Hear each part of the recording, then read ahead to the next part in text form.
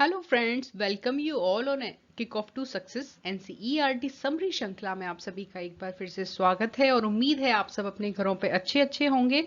आज हम हैं क्लास 8 के चैप्टर सेकंड पे, जिसका नाम है land, soil, water, natural vegetation and wild life resources. ठीक है, भूमि, मृदा, जल, प्राकृतिक वनस्पति और वन्यजीव संसाधन।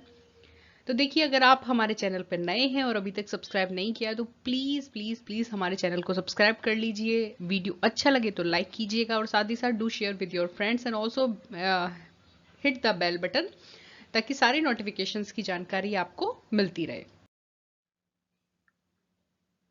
चैप्टर को स्टार्ट करते हैं फ्रेंड्स, और साथ ही साथ आपको ये भी समझ में आ गया होगा कि इस चैप्टर में हम भूमि, मृदा, जल, प्राकृतिक वनस्पति और वन्यजीव संसाधन से संबंधित सारा अध्ययन करेंगे। उनको कैसे उनका संरक्षण किया जाए, कैसे वर्तमान उपयोग को उपयोगी बनाया जाए। ठीक है, तो चैप्टर को स्टार्ट करते हैं सबसे पहले भूमि या लैंड से।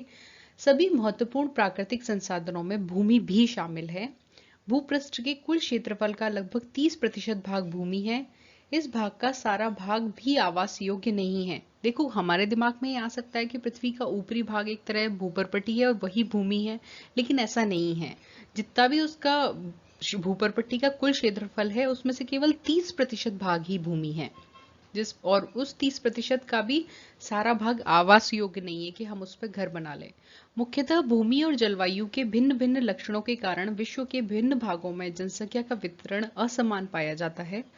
ऊबड़ खाबड़ स्थलाकृतियां, पर्वतों के तीव्र ढाल, जलाक्रांत संभावित निम्न क्षेत्र, मरुस्थल क्षेत्र, सघन वन सामान्य, विरल तथा निर्जन है। देखिए, ऊबड़ खाबड़ स्थलाकृतियों का मतलब क्या होता है कि ऊबड़ खाबड़ होता है यानी ऊंचे ऊंचे पहाड़ और नीचे धसे हुए गड्ढे जो होते हैं वो ऊबड़ खाबड़ स्थलाकृतियां हो जाती हैं। सेकंड, पर्वतों के तीव्र ढाल यानी बहुत ज्यादा खड़ा ढाल है एकदम पर्वतों का वो। जलाक्रांत संभावित निम्न क्षेत्र यानी वह वाटर लॉगिंग एरिया जहां पर पानी ज्यादा बढ़ जाता है। एक तो ऑलरेडी वो एरिया नीचे है लेकिन उसमें पानी और ज्यादा बढ़ जाता है, तो वो क्या कहलाता है? जलाक्रांत संभावित निम्न क्षेत्र, बाढ़ आने की दशा बनती है। नेक्स्ट, मरुस्थल क्षेत्र आप जानते हैं, सघन वन क्षेत्र तथा विरल अथवा निर्जन क्षेत्र। क्लियर? उर्वर मैदानों और नदी घाटियों में कृषि के लिए उपयुक्त भूमि उपलब्ध है, इसीलिए ये स्थान सघन बसे हुए हैं। हमने लास्ट चैप्टर में ये सब चीजें देख ली थी कि उर्वर मैदान या फिर नदी घाटियों का जो एरिया होता है वहीं ज्यादा पॉपुलेशन निवास करती है, क्योंकि वहां पर जीवन की आदर्श दशाएं पाई जाती हैं। अब हम देखते हैं कि भूमि तो हमने देख लिया, भूमि उपयोग, लैंड यूज क्या होता है। भूमि का उपयोग विभिन्न कार्यों के लिए किया जाता है, जैसे कृषि, वानिकी, खनन, सड़कों और उद्योगों की स्थापना। यही भूमि उपयोग कहलाता है, यानी भूमि का उपयोग हम किस तरह से कर रहे हैं, यही भूमि उपयोग कहलाता है। भूमि का उपयोग भौतिक कारकों जैसे स्थलाकृति, मृदा, जलवायु, खनिज और जल की उपलब्धता व मानवीय कारक जैसे जनसंख्या और प्रौद्योगिकी भी भूमि उपयोग आदि द्वारा निर्धारित किया जाता है। स्वामित्व के आधार पर भूमि को निजी भूमि और सामुदायिक भूमि में बांटा जाता है।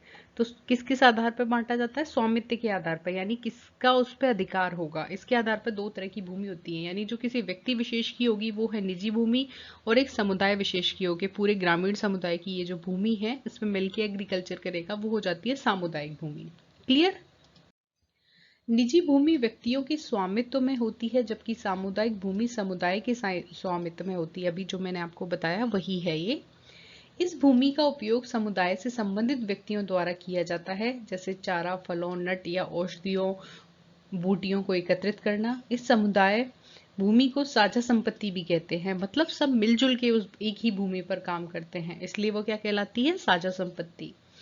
जनसंख्या और उसकी मांग सदैव बढ़ती रहती है, जबकि भूमि सीमित रहती है। आज हम हैं, हमारे परिवार में 10 लोग हैं, लेकिन आगे 20-25 सालों बाद वो 10 के 15-20 हो जाएंगे, लेकिन क्या भूमि इसी अनुपात में बढ़ती है? नहीं बढ़ती, भूमि सीमित है।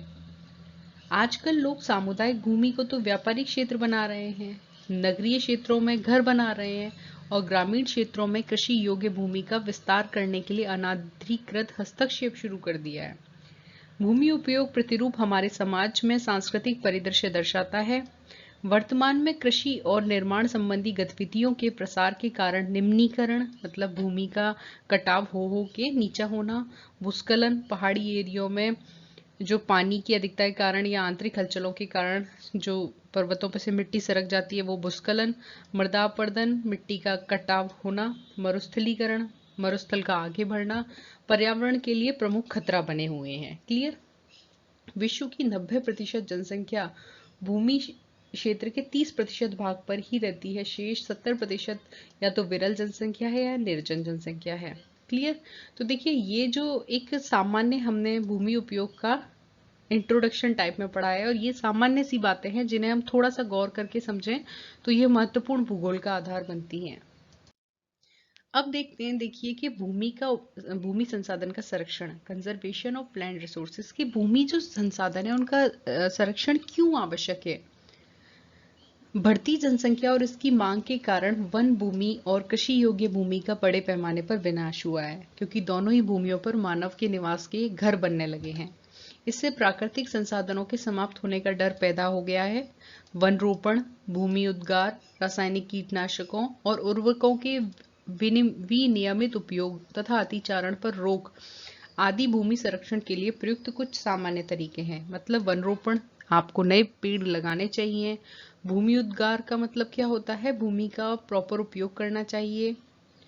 रासायनिक कीटनाशकों और उर्वरकों का नियमित उपयोग करना चाहिए, मतलब एक फिक्स मात्रा में ही उपयोग करना चाहिए, ऐसा नहीं कि जितना मन आ रहा है उतना उपयोग कर रहे हैं। अतिचारण पर रोक, मतलब जहां पर बहुत ज्यादा पौधे नहीं होते लेकिन जो जानवर होते हैं वो ज्यादा घास को चर लेते हैं तो मिट्टी क्या हो जाती है, उस घास के साथ उखड़ जाती है और वो धीरे धीरे कटाव हो जाती है। आदि भूमि संरक्षण के लिए प्रयुक्त सामान्य तरीके हैं। क्लियर। अब हम देखते हैं आगे कि भाई मृदा क्या है। अभी हमने देखा भूमि क्या है, फिर अब देखते हैं भूमि पर ही जो मृदा पाई जाती है वो क्या है। पृथ्वी के पृष्ठ पर दानेदार कणों के आवरण की पतली परत मृदा कहलाती है। पृथ्वी के पृष्ठ पर दानेदार कणों के आवरण की पतली परत क्या कहलाती है, मृदा। मृदा का निर्माण चट्टानों से प्राप्त खनिजों और जैव पदार्थों तथा भूमि पर पाए जाने वाले खनिजों से होता है। यह अपक्षय की प्रक्रिया के माध्यम से बनती है। खनिजों और जैव पदार्थों का सही मिश्रण मृदा को उपजाऊ बनाता है। देखिए यहाँ पे जो मैंने एक डायग्राम दिया है ये एक मृदा की इमेज है। इसमें जो सबसे ऊपर वाली परत होती है उस पर ये घास फूस उग जाते हैं, ठीक है। फिर नीचे तक इसकी जड़ें होती हैं, छोटे कंकड़ पत्थर होते हैं जो धीरे धीरे क्रमशः बड़े होते जाते हैं। तो ये इस तरह एक मृदा परिच्छेदिका है जो इस तरह होती है। क्लियर। देखिए यहाँ पर एक मृदा परिच्छेदिका दिखाई गई है, मतलब उसकी हम एक अनुप्रस्थ काटें तो किस तरह से दिखाई देगी। तो देखिए सबसे ऊपरी आपको जो ये कार्टून नुमा भाग में दिखाई दे रहा है ये घास है जो हमें दिखाई देती है, धरती की ऊपरी परत है। फिर यह उसके नीचे जो है वह बालू गोंद क्ले के साथ उपमृदा है। फिर यह जो येलो कलर में आपको दिखाई दे रही है वो अपक्षय चट्टानी पदार्थ है, मतलब जो बचे हुए चट्टानी पदार्थ हो जाते हैं वो। और सबसे नीचे जो मोटे पत्थर आपको दिखाई दे रहे हैं वो है जनक चट्टानें, यानी जिनसे मिट्टी बनती है जिन चट्टानों की, वो चट्टानें। क्लियर। तो अब एक नई शब्दावली जो हमें देखने को मिली वो आया अभी तक अपक्षय। तो हम इसको देखते हैं क्या होता है कि तापमान परिवर्तन, तुषार क्रिया, पौधे, प्राणियों और मनुष्य के क्रियाकलाप द्वारा अनावरित चट्टानों का टूटना और क्षय होना। यानी दिन में तापमान ज्यादा है और रात में तापमान कम होने से चट्टानों में एकदम क्या हो जाता है, दिन में तो बहुत ज्यादा गर्मी से प्रसारित हो जाती है और जब रात को तापमान कम होता है तो एकदम वो संकुचित होती है, तो इस प्रक्रिया से चट्टानें टूटती हैं। फिर कई दफे क्या हो जाता है, कुछ दिन में क्या होता है, रात में ओस वोस गिरी तो चट्टानों में पानी भर गया और वह तापमान कम होने के कारण जम जाता है। फिर दिन में जब टेम्परेचर पिघलता है तो वो चट्टाने का जो बीच का पानी होता है वो पुनः पिघल के द्रव रूप में आता है और इस प्रक्रिया के फलस्वरूप क्या होता है, चट्टानें टूटती हैं। पौधे, प्राणियां, पौधे में तो जैसे चट्टानों में पौधे उग जाते हैं तो उससे दरार बढ़ती चली जाती है। चूहे आदि जो होते हैं वो चट्टानों को खोखला कर देते हैं और मनुष्य के खनन आदि जो क्रियाकलाप है उनसे भी चट्टानें टूटने लगती हैं। फिर अब एक इम्पॉर्टेंट फैक्ट देती है एनसीईआरटी कि केवल 1 सेंटीमीटर मृदा को बनने में सैकड़ों वर्ष लग जाते हैं। तो अगर इसी तरह से हम मृदा को वेस्ट करते रहेंगे तो धीरे धीरे मृदा समाप्त हो जाएगी और हमारी जो कृषि है वह भी समाप्त होने लगेगी। इसलिए मृदा का संरक्षण अत्यंत आवश्यक है। अब देखते हैं कि मृदा निर्माण के कारक कौन कौन से हैं। फैक्टर्स ऑफ सॉइल फॉर्मेशन के कौन कौन से कारक हैं जिनसे मिट्टी का निर्माण होता है। तो इसमें प्रमुख रूप से कि शैल का स्वरूप क्या है, वो किन पदार्थों की बनी हुई है, ठीक है, और जलवायविक कारक क्या है कि उसकी जो वायुमंडलीय दशाएं वो किस तरह की हैं। मृदा निर्माण के अन्य कारक स्थलाकृतियां, जैव पदार्थों की भूमिका और मृदा निर्माण के संगठन में लगा समय है। अब देखिए मृदा से संबंधित कुछ फैक्ट्स को दिखाया गया है कि जनक शैल, रंग, गठन, रासायनिक गुणधर्म, खनिज मात्रा, पारगम्यता को कौन निर्धारित करती है, मृदा। उच्चावच ढाल मृदा के संचयन को निर्धारित करते हैं। वनस्पति जात, प्राणी जात और सूक्ष्मजीव ह्यूमस निर्माण की दर को प्रभावित करते हैं। जलवायु, तापमान, वर्षा, अपक्षय और ह्यूमस निर्माण की दर को प्रभावित करते हैं। समय जो है वह मृदा परिशेदिका की मोटाई को निश्चित करता है, क्योंकि जितने समय तक मृदा एक ही स्थान पर रहती है उतने समय तक उसकी मोटाई बढ़ती जाती है। देखिए अब देखते हैं कि मृदा का निम्नीकरण क्या है और उसके संरक्षण के उपाय क्या क्या हैं, यानी degradation of soil and conservation measures. मृदा अपरदन और क्षीणता मृदा संसाधन के लिए दो मुख्य खतरे हैं। अभी हमने अपक्षय की परिभाषा पढ़ी थी, अब मैं आपको बताती हूँ कि अपरदन क्या होता है। अपरदन एक ऐसी प्रक्रिया है जिसमें कि जो मृदा है वो अपनी पैतृक चट्टान से कट के अन्यत्र स्थापित हो जाती है। उसको बहाने वाले कारक बहता जल, हिमानी, पवन, समुद्री लहरें या फिर कुछ भी हो सकता है, लेकिन अपक्षय में मृदा जो है कटती है और वहीं पैतृक चट्टान के पास पड़ी रहती है, जबकि अपरदन में वह अन्यत्र स्थापित हो जाती है। ठीक है, मानवीय और प्राकृतिक दोनों ही कारकों से मृदाओं का निम्नीकरण हो सकता है। मृदा के निम्नीकरण में सहायक कारक वनोन्मूलन यानी पेड़ों का कटाव, अतिचारण मतलब अत्यधिक पशुओं द्वारा की जाने वाली चराई, रासायनिक उर्वरक और कीटनाशकों का अत्यधिक उपयोग। बहुत ज्यादा जब हम इन दोनों ही चीजों का उपयोग करते हैं तो मृदा क्या हो जाती है, अनुपजाऊ होने लगती है। वर्षा, दोहन और भूस्खलन और बाढ़ हैं। क्लियर। मृदा संरक्षण की कुछ विधियां निम्न है। अब ये तो वो थे कारक कि जिनसे मृदा का निम्नीकरण होता है। अब जो कारक उसको विनाश की ओर ले जा रहे हैं, अब हमें कुछ ऐसे भी कारक उत्पन्न करने होंगे जो उसका पुनः संरक्षण दें उसे। तो सबसे पहले हम देखते हैं मल्च बनाना है, जिसे बोलते हैं मल्चिंग। पौधों के बीच अनावृत भूमि जैव पदार्थ जैसे प्रवाल से ढक दी जाती है, इससे मृदा की आर्द्रता रुकी रहती है।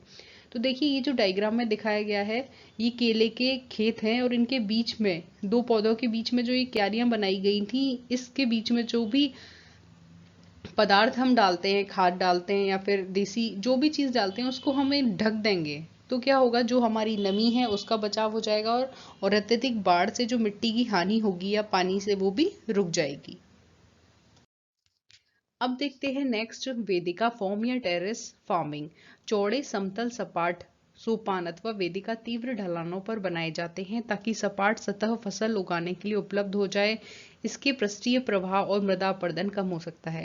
देखिए जो बहुत बड़े क्षेत्र होते हैं जहां पर पहाड़ी एरिया होता है, वहां पर पहाड़ों पर बड़ी बड़ी सीढ़ी नुमा आकृति बना दी जाती है और उस सीढ़ी नुमा आकृतियों पर फसल उगा देते हैं, जिससे क्या हो जाता है कि लगातार अगर ढाल होगा तो पानी जब भी आएगा तो मृदा का अपरदन अत्यधिक होगा, लेकिन जहां समतल भूमि होगी वहां पर पानी की गति कम हो जाएगी और जो मिट्टी का कटाव है वो कम हो जाएगा। तो वेदिका फॉर्म अधिकतर तीव्र ढलानों वाले एरियाज में यूज किया जाता है और डायग्राम ये दिया गया है। नेक्स्ट देखते हैं समुच्चय रेखीय जुताई या फिर कंटूर प्लॉगिंग। एक पहाड़ी ढाल पर समुच्चय रेखाओं के समानांतर जुताई ढाल के नीचे बहते हुए जल के लिए प्राकृतिक अवरोध का निर्माण करती है। अब देखिए ये तो परिभाषा एनसीईआरटी ने दी है वो हो गई। अब आपको मैं बताती हूँ जैसे क्या होता है कि पानी इस तरह से बह रहा है, ठीक है, तो इस बहाव की दिशा के विपरीत बना दी जाती है समुच्चय रेखाएं इस तरीके से।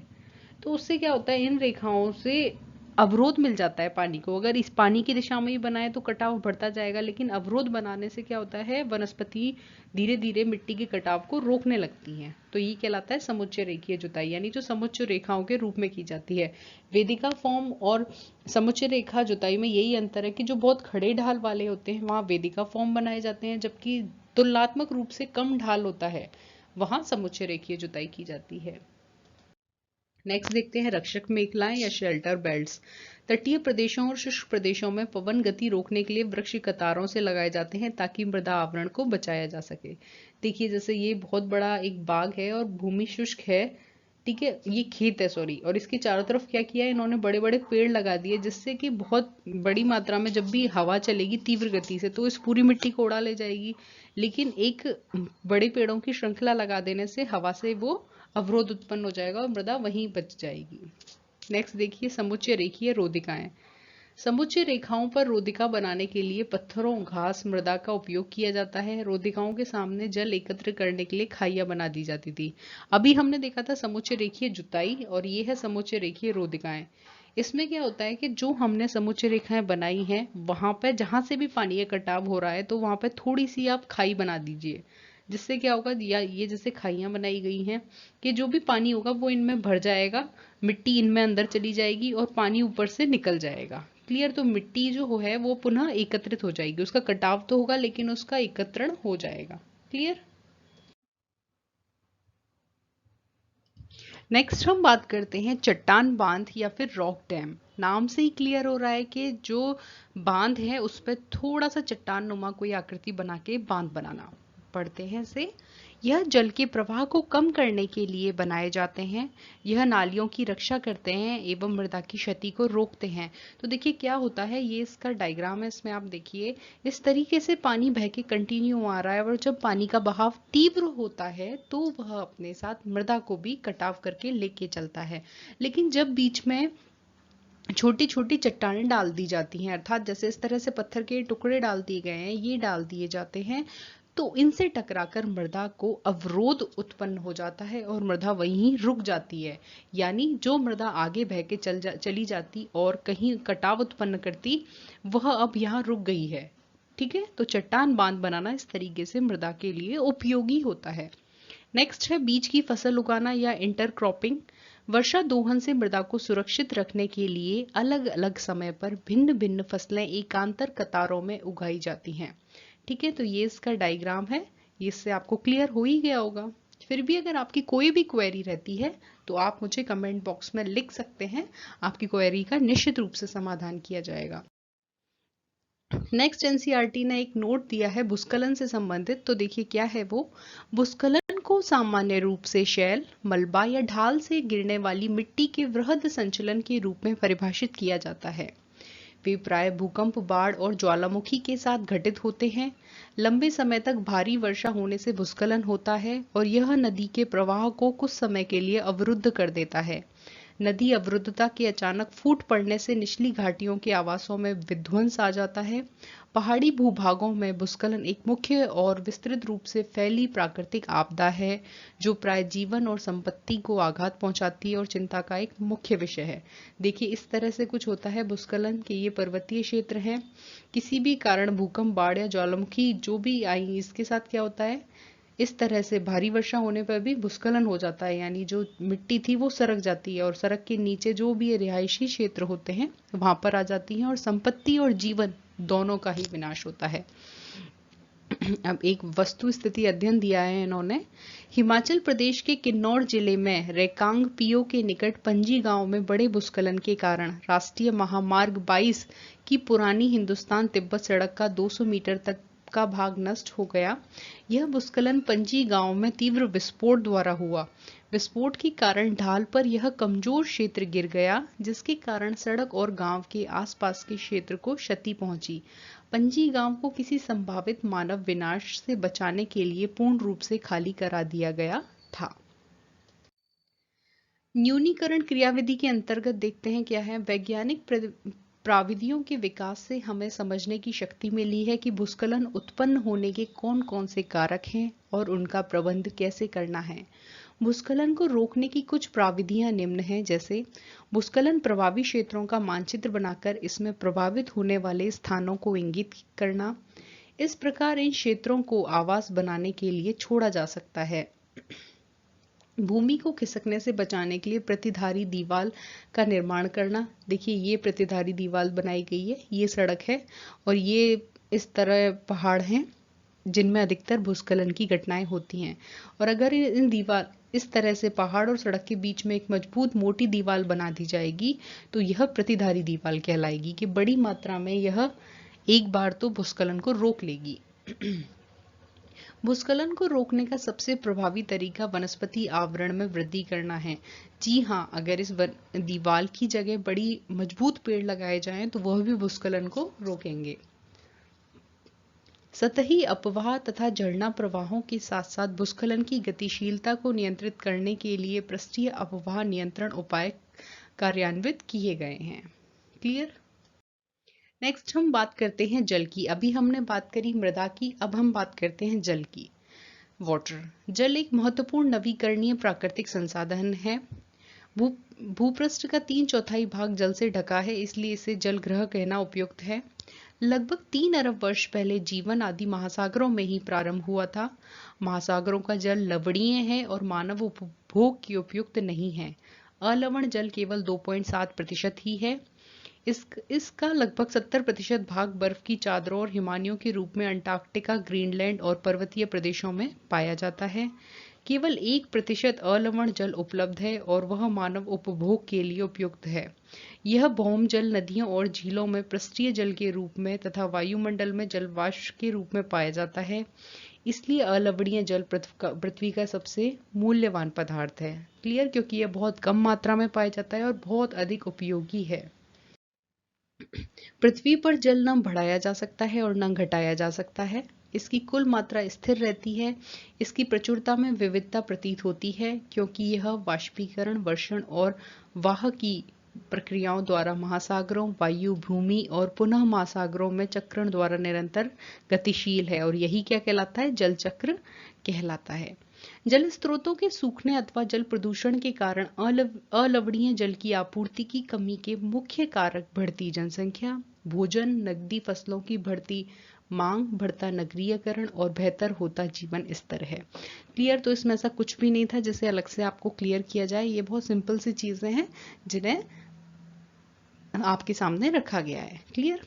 जल उपलब्धता की समस्याएं, प्रॉब्लम्स ऑफ वाटर अवेलेबिलिटी, अधिकांशतः अफ्रीका, ये आपको क्षेत्र याद रखने हैं, पश्चिमी एशिया, दक्षिणी एशिया, पश्चिमी संयुक्त राज्य अमेरिका के भाग, उत्तर पश्चिमी मैक्सिको, दक्षिणी अमेरिका के भाग और संपूर्ण ऑस्ट्रेलिया अलवणीय जल की आपूर्ति की कमी का सामना कर रहे हैं। क्लियर? तो कौन कौन से मुख्यतः देश हैं? अफ्रीका, पश्चिमी एशिया, दक्षिणी एशिया, पश्चिमी संयुक्त राज्य अमेरिका, उत्तर पश्चिमी मैक्सिको, दक्षिणी अमेरिका के भाग और संपूर्ण ऑस्ट्रेलिया। क्लियर? एक इम्पोर्टेंट फैक्ट है जो एनसीईआरटी आपके सामने रख रही है कि क्या आपने जल बाजार के बारे में सुना है? सौराष्ट्र प्रदेश में 1.25 लाख जनसंख्या वाला अमरेली शहर पास के तालुकों से पानी खरीदने के लिए पूर्णतः निर्भर है। ये बहुत इंपॉर्टेंट फैक्ट है और जो सीटेट या फिर इससे रिलेटेड केवी की या एनबीएस की तैयारी कर रहे हैं उनको इन फैक्ट्स को बहुत अच्छे से याद रखते जाना है।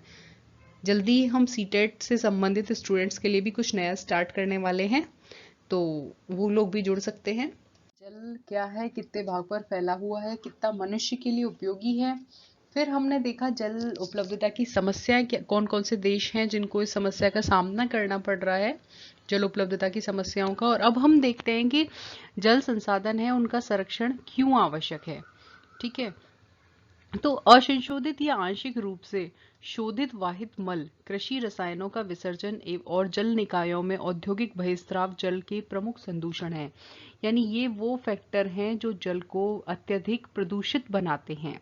इसमें शामिल नाइट्रेट धातुएं पीड़कनाशी जल को प्रदूषित कर देते हैं। इनमें से अधिकांशतः रसायन अजैव निम्नीकरण होने के कारण जल द्वारा मानव शरीर में पहुंचते हैं। वन और अन्य वनस्पति आवरण धरातलीय प्रवाह को मंद करते हैं और भूमिगत जल को पुनः पूरित करते हैं। जल संग्रहण पृष्ठीय प्रवाह को बचाने की दूसरी विधि है। पृष्ठीय प्रवाह क्या होता है? जल का जो बड़ा भाग धरातल के ऊपर बहता है, ठीक है, जो सबसे ज्यादा वेस्ट होता है वो पृष्ठीय प्रवाह कहलाता है। और उसको बचाने का सबसे अच्छा तरीका क्या है कि हम वन और वन से रिलेटेड वनस्पति को धरती पर जितना ज्यादा लगाएंगे उससे ये रुकेगा। रिसाव और वाष्पीकरण से होने वाली जल क्षति को रोकने के लिए क्षेत्रों में स्प्रिंकलर सिंचाई करना अत्यधिक प्रभावी है। देखो आपको बैकग्राउंड में जो डायग्राम मैंने लगाया है उससे पता चल रहा है कि जैसे ये क्यारियां होती हैं, ये एक क्यारी, ये दूसरी, ये तीसरी, चौथी, पांचवी, ऐसे पूरे खेत में क्यारियां लगाई जाती हैं। और अगर इसमें पानी सीधे ही छोड़ दिया जाए तो पानी वाष्पीकृत भी होगा, रिसाव भी होगा, यानी बहुत वेस्ट होता है। लेकिन ऐसे पाइप डाल दिया जाता है और उस पर जगह जगह ऐसे फव्वारे लगा दिए जाते हैं, जिससे पानी निकलता है। 1 सेकंड के लिए पानी निकलेगा, फिर रुक जाएगा, निकलेगा, रुक जाएगा, ये घूम घूम के पानी देते रहते हैं, जिससे कि पानी की वेस्टेज नहीं होती, वाष्पीकरण के भी रूप में और रिसाव के भी रूप में। ठीक है। वाष्पीकरण की अधिक दर और शुष्क प्रदेशों में सिंचाई की ड्रिप अथवा टपकन विधि बहुत उपयोगी है। अब आप सोचेंगे टपकन विधि क्या होती है? उसमें क्या होता है, पौधों की जड़ों के पास छोटे छोटे पाइप छोड़ दिए जाते हैं और उनसे उतनी ही मात्रा में पानी निकलता है जितना पौधे की वृद्धि और विकास के लिए आवश्यक है। क्लियर। सिंचाई की इन विधियों को अपनाकर बहुमूल्य जन संसाधन को संरक्षित किया जा सकता है। कभी पता है, हम अपने आसपास ही निगाह घुमा के देखें ना, तो हमें इतने सोर्स दिखाई देंगे जो पानी की वेस्टेज को बढ़ावा दे रहे हैं। हम थोड़े से जागरूक होकर अगर कार्य करें तो इस व्यवस्था को रोक सकते हैं।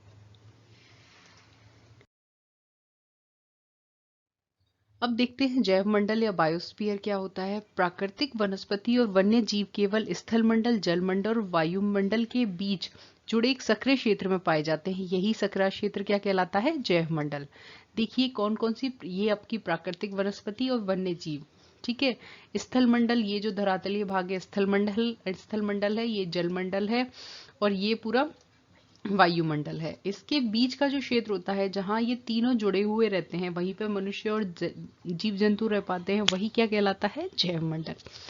अब देखते हैं प्राकृतिक वनस्पति और वन्य जीवन। वनस्पति और वन्य जीवन बहुमूल्य संसाधन है। पौधों से बहुत उत्पादन प्राप्त होते हैं, जैसे इमारती लकड़ी, प्राणियों को आश्रय, ऑक्सीजन, आवश्यक मृदा, भूमिगत जल के संग्राहक, फल, गोंद, औषधि, तारपीन गतिक, लेटेक्स, कागज आदि। अर्थात प्राकृतिक वनस्पति से हमें बहुत सारी चीजें प्राप्त होती हैं। नेक्स्ट हम देखते हैं वन्य जीवन के अंतर्गत जंतु, पक्षी, कीट और जलीय जीव आते हैं। इनसे हमें भिन्न भिन्न प्रकार के भी उत्पाद प्राप्त होते हैं। जीव जंतु परितंत्र में अपघटक के रूप में महत्वपूर्ण भूमिका निभाते हैं। अब हम सबसे पहले देखते हैं कि पारितंत्र या इकोसिस्टम क्या होता है। देखिए इकोसिस्टम हम सबने सुना है, इसे ही हिंदी में पारितंत्र कहते हैं। और ये क्या होता है? जैव मंडल में सभी जीवित जातियां जीवित रहने के लिए एक दूसरे पर परस्पर संबंधित और निर्भर रहती हैं। यही क्या कहलाता है? परितंत्र या पारितंत्र। चींटियां अपने भोजन के लिए कीटों पर निर्भर रहती हैं और अपघटक के रूप में कार्य करती हैं। यानी चींटियां जो होती चिड़िया अपने भोजन के लिए कीटों पर निर्भर रहती हैं और अपघटकों के रूप में कार्य करती हैं। छोटी छोटी चिड़ियाएं होती हैं, वो छोटे छोटे कीड़ों को खाती हैं। आप सबने देखा होगा, अपने घर में आती हैं। ठीक है। और क्या होता है, कोई भी जीव जंतु मर जाता है उसको भी वो ही खाती हैं। ठीक है। तो ये अपघटक के रूप में कार्य करती हैं। गिद्ध मृत जीव जंतुओं को खाने के कारण एक अपमार्जक है और पर्यावरण का एक महत्वपूर्ण शोधक समझा जाता है। इसलिए प्राणी चाहे बड़े हों अथवा छोटे, सभी परितंत्र के संतुलन को बनाए रखने के लिए अनिवार्य हैं। क्लियर। तो देखिए यहाँ मैंने एक डायग्राम बनाया है जिससे आपको समझने में हेल्प मिलेगी कि ये घास है, घास को हिरण खा रहा है, चूहा भी खाता है, टिड्डा भी खाता है। ठीक है। इनसे इसका जीवन चलता है। फिर ये चिड़िया टिड्डे को खाती है, बिल्ली चूहे को खाती है, और चीता जो है वो हिरण को खा जाता है। अब जो अजगर है वो चिड़िया को भी खा जाता है, बिल्ली को भी खा जाता है। मतलब एक दूसरे के लिए भोजन पर निर्भरता देखिए। और बाज जो है वो अजगर को भी खा लेता है और चीते को भी खा लेता है। यही दूसरी तरफ देखें, जो ये गेंडा है, ये घास भी खाता है, बड़े पेड़ पौधों की पत्तियां ये गेंडा भी खाता है और जिराफ भी खाता है। अब गेंडा और जिराफ दोनों को ही शेर खाता है। तो इस तरह से क्या है, ये एक जीवन की श्रृंखला है। सब एक दूसरे पर भोजन के लिए निर्भर हैं। अब हम बात करते हैं प्राकृतिक वनस्पति के वितरण की, यानी डिस्ट्रीब्यूशन ऑफ नेचुरल वेजिटेशन। वनस्पति की वृद्धि मुख्य रूप से तापमान और आर्द्रता पर निर्भर करती है। विश्व की वनस्पति के मुख्य प्रकारों को 4 वर्गों में रखा जा सकता है, जैसे वन, घास स्थल, गुल्म और टुंड्रा। भारी वर्षा व वनस्पति का समानुपाती संबंध है।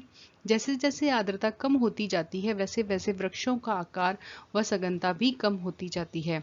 भारी वर्षा वाले क्षेत्रों में विशाल वृक्ष, सामान्य वर्षा वाले क्षेत्रों में छोटे आकार के वृक्ष व घास उगते हैं और यही घास विश्व के घास स्थलों का निर्माण करते हैं। अब यहाँ पर एक इम्पॉर्टेंट फैक्ट एनसीईआरटी ने शेयर किया है कि भारतीय उपमहाद्वीप में जिन पशुओं का उपचार डिक्लोफिनेक, एस्प्रिन अथवा इब्रोप्रोफेन जैसे पीड़ानाशकों से किया जाता है, उनके अपमार्जक उपरांत गिद्ध जो है वो किडनी खराब होने से मर रहे थे। पशुओं पर इन औषधियों के उपयोग करने पर प्रतिबंध लगाने के प्रयास किए जा रहे हैं तथा आरक्षित स्थान पर गिद्ध के प्रजनन के प्रयास किए जा रहे हैं। अब जहाँ कम वर्षा होती है वहाँ शुष्क क्षेत्रों में कटीली झाड़ियाँ एवं गुल्म उगते हैं। इस प्रकार के क्षेत्रों में पौधों की जड़ें गहरी होती हैं और वर्षा से होने वाली आर्द्रता की हानि को घटाने के लिए इन पेड़ों की पत्तियां कांटेदार और मोमी सतह वाली हो जाती हैं। शीत ध्रुवीय प्रदेशों में टुंड्रा वनस्पति में मांस और लाइकेन सम्मिलित हैं। बढ़ती जनसंख्या के पोषण के लिए फसलों को उगाने के लिए वनों के विशाल क्षेत्रों से वृक्ष काट दिए गए हैं। विश्व भर में तेजी से बढ़ती जनसंख्या के कारण वन भी तेजी से समाप्त हो रहे हैं, यानी आगे चलकर बहुत बड़ी समस्या उत्पन्न होगी क्योंकि वन समाप्त हो रहे हैं और जनसंख्या बढ़ रही है। नेक्स्ट देखते हैं प्राकृतिक वनस्पति और वन्य जीव जीवन का संरक्षण के क्यों दोनों का संरक्षण आवश्यक है। Conservation of natural vegetation and wild life. जलवायु में परिवर्तन और मानव हस्तक्षेप के कारण पौधों और जंतुओं के प्राकृतिक आवास नष्ट होते हैं। बहुत सी जातियां असुरक्षित अथवा संकटापन्न हैं और कुछ लुप्त होने के कगार पर हैं।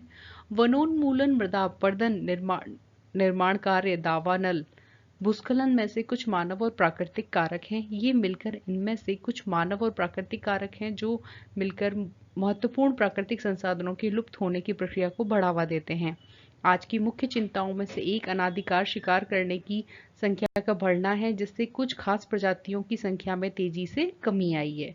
तो मतलब कहने का है कि प्राकृतिक और मानवीय कारक कुछ ऐसे हैं जो कि प्राकृतिक वनस्पति और वन्य जीवन दोनों के लिए खतरा उत्पन्न कर रहे हैं। पशु खाल, चमड़ा, नाखून, दांत और पंखों के साथ साथ सींगों के एकत्रीकरण और गैर कानूनी व्यापार के लिए जंतुओं का अनाधिकार शिकार किया गया है, जिसमें प्रमुखतः चीता, शेर, हाथी, ब्लैक बक, मगरमच्छ, दरियाई घोड़ा, हिम तेंदुए, शुतुरमुर्ग व मोर हैं। यानी इन सब का जो शिकार किया जाता है वो गैर कानूनी है, लेकिन खाल, चमड़ा, नाखून, पंख, दांत आदि के लिए किया जाता है। राष्ट्रीय उद्यान, वन्य जीव अभ्यारण्य, जैवमंडल निचय हमारी प्राकृतिक वनस्पति वन्य जीवन को सुरक्षित रखने के लिए बनाए जाते हैं। सक्रिय घाटियों, झीलों और आर्द्र भूमि का संरक्षण मूल्यवान संसाधन नष्ट होने से बचाने के लिए आवश्यक है। बहुत से देश पक्षियों और पशुओं को मारने और उनके व्यापार करने के विरुद्ध हैं। भारत में शेरों, चीतों, हिरणों, भारतीय सारंग व मोर को मारना अवैध है। एक अंतर्राष्ट्रीय संस्था CITES, the conservation on international trade in endangered species of wild fauna and flora. देखिए इसकी जो आप ये फुल फॉर्म है ये काफ़ी एग्जाम्स में पूछी जाती है, तो इसको आप अच्छे से रट लें, चाहे वो स्कूलिंग वाले बच्चे हों या फिर कॉम्पिटिटिव वाले स्टूडेंट्स हो। Please remind it properly. की स्थापना की गई है जिसमें व्यापार हेतु प्रतिबंधित पक्षियों एवं प्राणियों की सूची तैयार की गई है। मतलब ये जो संस्था है CITES, ये ऊपर दिए गए सभी पक्षियों की और जंतुओं जो हैं, मतलब पक्षी और प्राणियों की रक्षा करती है, साथ ही साथ इनके से रिलेटेड व्यापार को प्रतिबंधित करती है। पौधों प्राणियों का जो संरक्षण है वो प्रत्येक नागरिकों का कर्तव्य है। नेक्स्ट हम देखते हैं शब्दावली राष्ट्रीय उद्यान की। वर्तमान और भविष्य की पीढ़ी के लिए एक या एक से अधिक पारितंत्रों की पारिस्थितिक एकता की रक्षा के लिए नामित किया गया क्षेत्र जो प्राकृतिक क्षेत्र है वह क्या कहलाता है? राष्ट्रीय उद्यान। क्लियर। एक और फैक्ट शेयर किया NCERT ने। अपने घर की छत पर वर्षा जल एकत्र करके इस जल का संग्रहण करना, विभिन्न उत्पादक उद्योगों में लाना वर्षा जल संग्रहण कहलाता है। औसतन 2 घंटे की वर्षा का एक दौर 8000 लीटर जल बचाने के लिए काफ़ी है। तो जी हाँ, ये सब आप सब ने देखा है अपने चारों ओर। जब बारिश होती है तो नालियों के माध्यम से सड़क पर प्रवाहित जल या फिर कई सारे ऐसे तरीके हैं जिनके माध्यम से अत्यंत उपजाऊ अलवणीय जल जो कि वर्षा से हमें प्राप्त होता है वह यूं ही व्यर्थ चला जाता है। उसे अगर हम किसी भी तरह से सिंचित कर लेते हैं तो वह बहुत ही लाभदायक है। एक और फैक्ट ये देखिए, अभी जो हमने संस्था पढ़ी थी जो कि पशुओं और पक्षियों का संरक्षण करती है उनको व्यापार से बचाने के लिए, जिसका नाम CITE साइट्स बोलते हैं। तो उसके बारे में देखते हैं। उसकी फुल फॉर्म है the conservation on international trade in desert species of wild fauna and flora.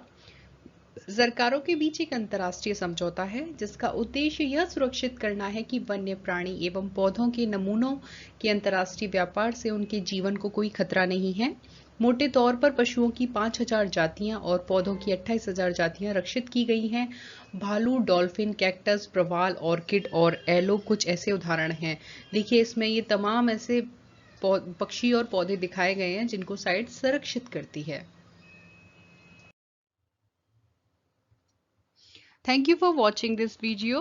अगर वीडियो आपको अच्छा लगा है तो प्लीज़ लाइक कीजिएगा and also do share with your friends.